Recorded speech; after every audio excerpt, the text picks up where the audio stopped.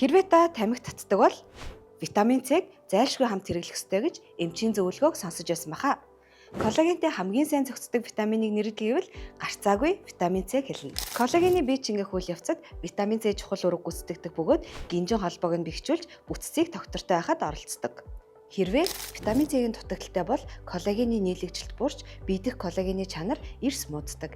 Тиймээс коллагены нэмэлт бүтээгдэхүүн хэрэглэхдээ витамин С-г хамт хэрэглэх нь зүйтэй. Swiss Brand-ийн витамин С нь 1000 мг-таагаас гадна хүчилгүй тул хэрэглэхэд тун тохиромжтой.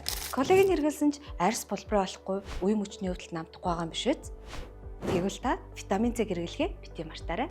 Нэг зүйлийг анхааруулхад коллагеныг тогтмол хэрэглэж өөрийн биеийн коллагены түвшин хэвийн хэмжээнд хадгалах нь гоо сайхны нэг том нууц гэдэг. Хүний бие дэх коллагены хэмжээ багасах бүрт бидний хүсээгүй зүйлс толны өмнө илэрч байдаг.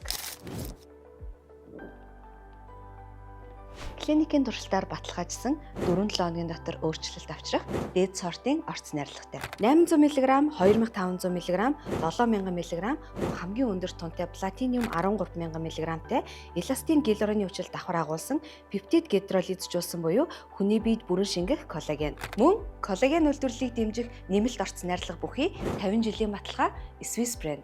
Чанар бол зөв үр дүн юм.